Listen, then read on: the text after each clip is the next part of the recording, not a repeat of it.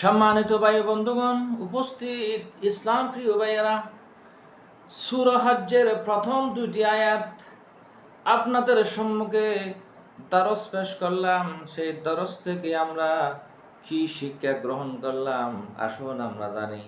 এক নম্বর শিক্ষা হলো কিয়ামত কবে হবে আল্লাহ ছাড়া কারো জানা নাই। তবে কিয়ামতের কিছু আলামত নবী করিম সাল্লাল্লাহু আলাইহি ওয়াসাল্লাম জানিয়ে দিয়েছেন। কিয়ামতের ভয়াবহ আযাব সকলকে ভোগ করতে হবে।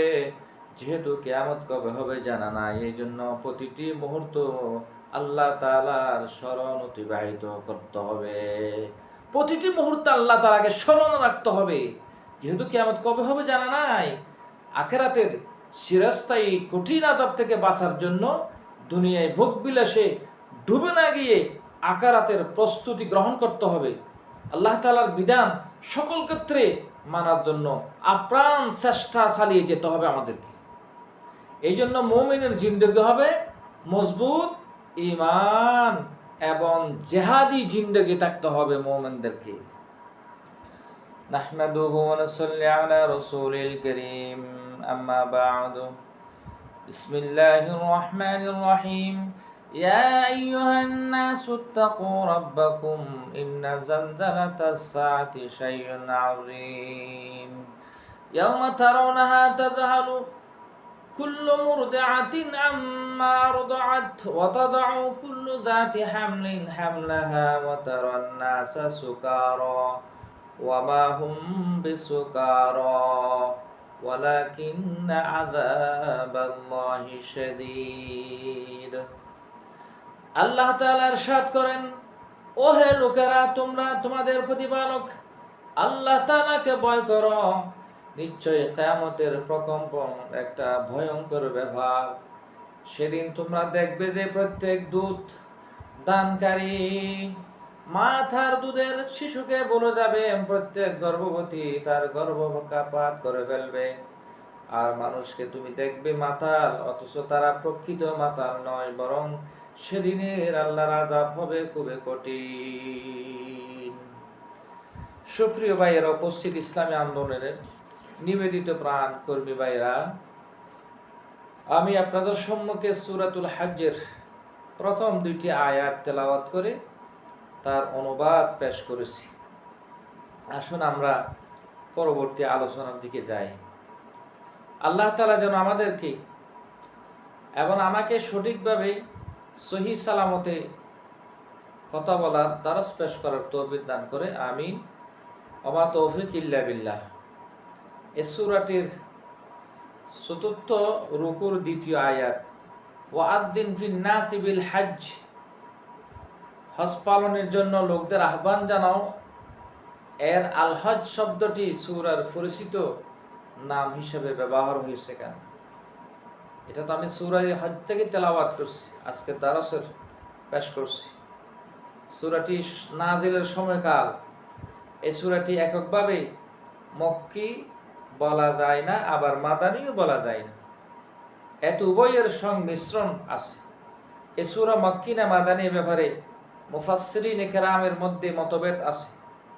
মনে হয় এ বিষয়ে বস্তু বর্ণনা ভঙ্গিতে মক্কি মাদানীর লক্ষণ দেখা যাবার কারণে এই সূরা মক্কি জীবনের শেষ দিকে সূরার প্রথম অংশটি অবতীর্ণ হয় এবং শেষের অংশটি অর্থাৎ 25 নম্বর আয়াত থেকে শেষ পর্যন্ত হিজরতের পর মাদানী জীবনের প্রথম দিকে অবতীর্ণ হয়েছে।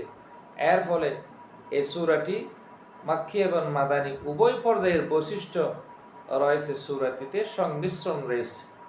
আলহামদুলিল্লাহ। এই সূরার বিশেষ একটি বৈশিষ্ট্য রয়েছে।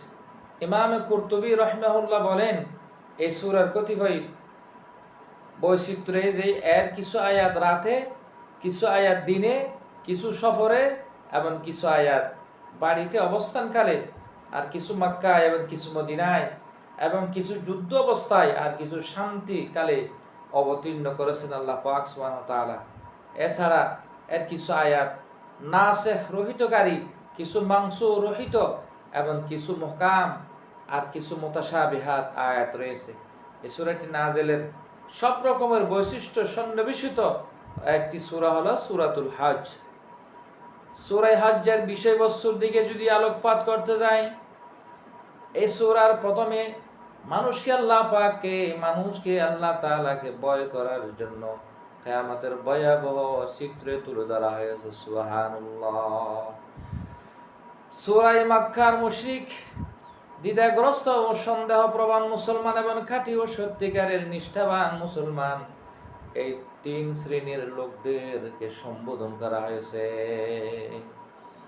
মক্কার মুশরিকদেরকে সম্বোধন করা হয়েছে এবং দ্বিধাগ্রস্ত সন্দেহবান কিছু দুর্বল মুসলমান তাদেরকেও সম্বোধন করা হয়েছে।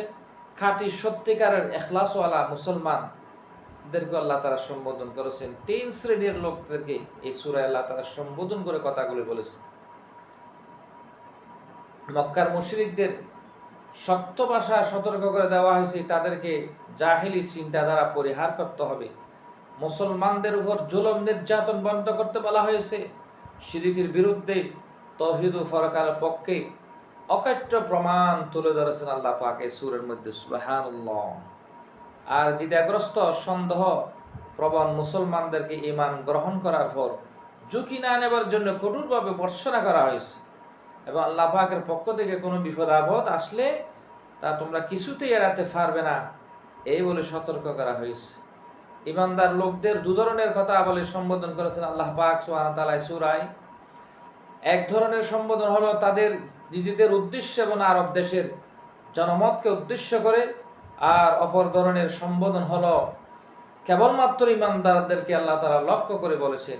এই সূরা মুসলমানদেরকে কুরাইশদের অত্যাচার জুলুমের জবাবে শক্তি প্রয়োগ করার অর্থাৎ যুদ্ধের প্রাথমিক অনুমতি দেওয়া হয়েছে এবং নিজেদের জীবনকে আদর্শবান হিসেবে গড়ে তুলতে বলা হয়েছে।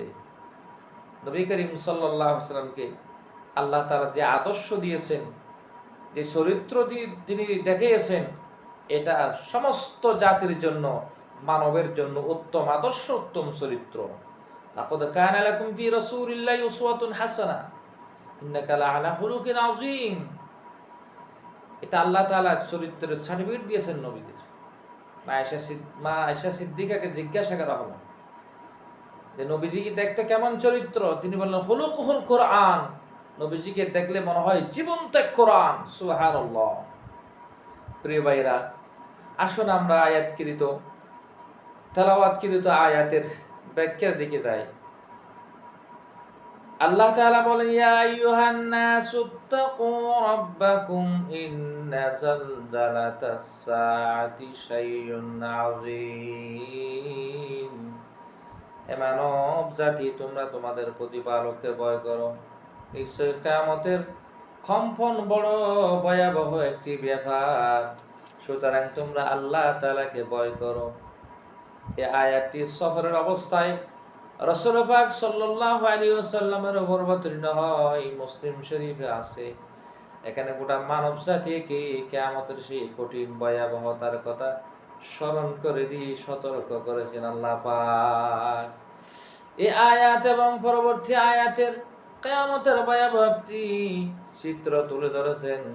কিয়ামতের এই জলজালা প্রকম্প কিয়ামতের শুরুতে হবে না, মানুষের পুনরুত্থারিত হওয়ার কম্পন হবে। ব্যাপারে মতবাদ কোন তাফসীরকার বলেন কিয়ামতের শুরুতে কম্পন সেটাকে বোঝানো হয়েছে, আবার কেউ কেউ বলেন ভূকম্পন, পুনরুত্থান ও হাসরের ঘর হবে। উভয়ের মধ্যে পক্ষ থেকে হাদিস রয়েছে, কিন্তু প্রথম মতের পক্ষে হাদিস যেমন রয়েছে তেমনি ভাবে তার সপক্ষে কোরআন কারীমের অন্যান্য সূরায় বর্ণিত সামঞ্জস্যপূর্ণ অনেক আয়াত রয়েছে।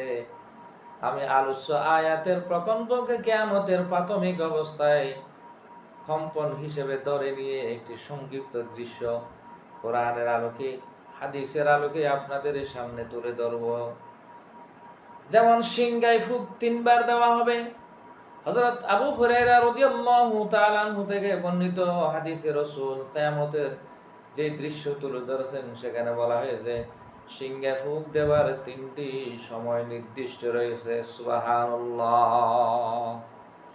প্রথম ফুঁক নফকে খাজা, বিভীষিকা সৃষ্টিকারী ফুঁক, আর দ্বিতীয় ফুঁক হবে নফকে সাআক অর্থাৎ বিপর্যয়ের ফুঁক। তৃতীয় ফুঁক হবে নফসে কিয়াম, হাসরের মাঠে ওঠার ফুক। এভাবে বলা যায়, প্রথম ফুকে কিয়ামতের বিভীষিকা সৃষ্টি করবে, দ্বিতীয় ফুক দেওয়ার পর সবকিছু মরে ধ্বংস হয়ে যাবে, তৃতীয় ফুক সবাই জীবিত হয়ে আল্লাহর দরবারে হাজির হতে হবে। সুবহানাল্লাহ।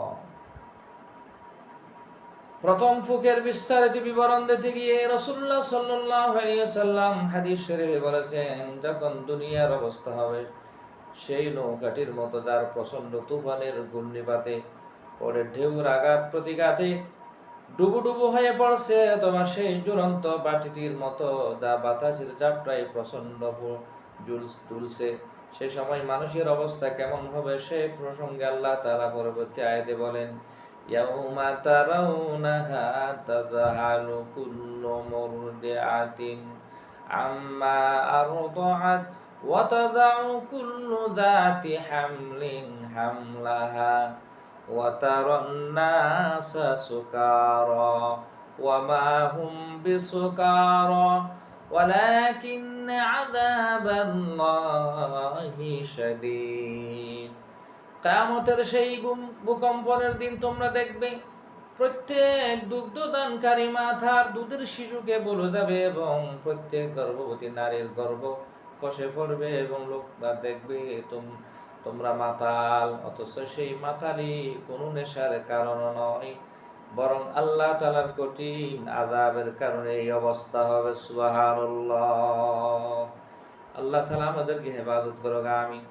কিয়ামতের এই ভূকম্পনের মহাপ্রলয়ের সময় মানুষ এবং অন্যান্য সৃষ্টির অবস্থা হবে। কোরআন মাজিদে বিভিন্ন আয়াতে তার চিত্র আল্লাহ তাআলা কোট করে দিয়েছেন। এ সম্পর্কে কয়েকটি আয়াত আমি আপনাদের সামনে তুলে ধরছি।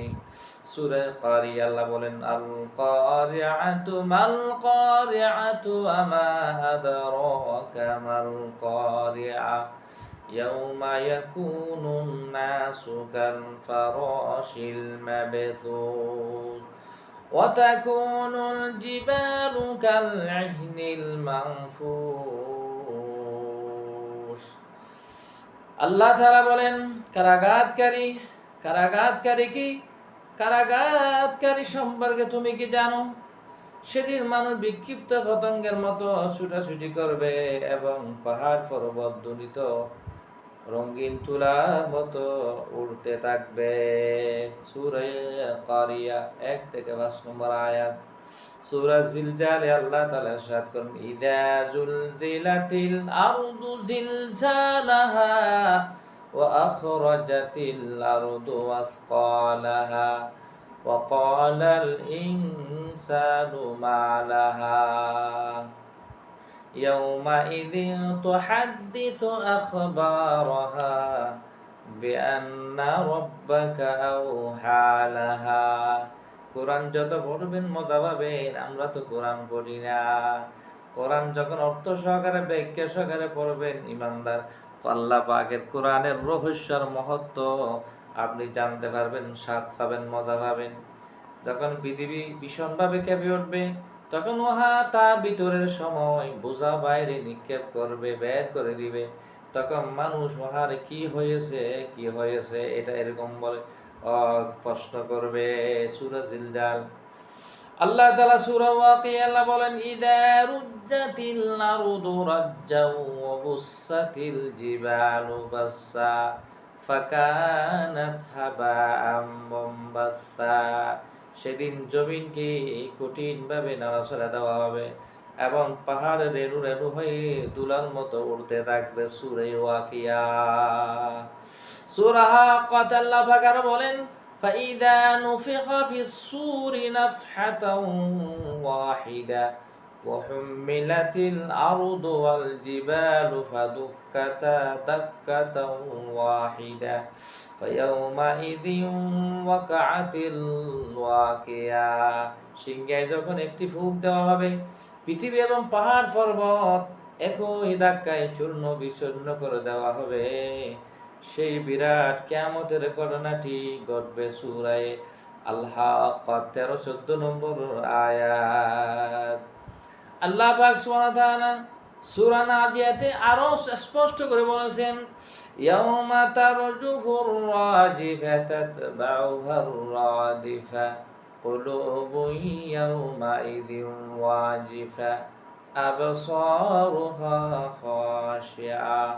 সেদিন প্রথম সিংহের ধ্বনি বিশ্বকে প্রকম্পিত করে তুলবে, পরে দ্বিতীয় সিংহের ধ্বনি হবে। সেদিন লোকদের দিল অন্তর কেঁপে উঠবে এবং দৃষ্টিসমূহ বিতসন্ত্রস্ত হবে। সূরা নাজিয়াত 6 থেকে 9 নম্বর আয়াত। আসুন, এই বিভীষিকাময় ভয়াবহ বিপদ থেকে একমাত্র বাঁচার জন্য ঈমান লাগবে, আমল লাগবে। দুর্বল ঈমান দিয়ে হবে না। সত্যিকারের ঈমানদার থাকলে এই সমস্ত ভয়াবহ বিপদে আল্লাহ তাআলা তাদেরকে হেফাজত করবেন। ও মোমেন মুসলমান ভাই ও বন্ধুগণ, কিয়ামত হবে। আপনার যদি বিশ্বাস থাকে, ইয়াকিন থাকে, তাহলে আপনি কোনোদিন আমল ছাড়া হতে পারবেন না। আল্লাহর উপর আস্থা বিশ্বাস ছেড়ে দিতে পারবেন না। সিটিংবাজি, বাটপারি, 2 নম্বরি এবং মুনাফিকি আপনাকে ছাড়তে হবে। আল্লাহ তাআলার দিকে ফিরে আসতে হবে। আল্লাহ তাআলা আমাদের সকলকে হেফাজত করুক, আমিন।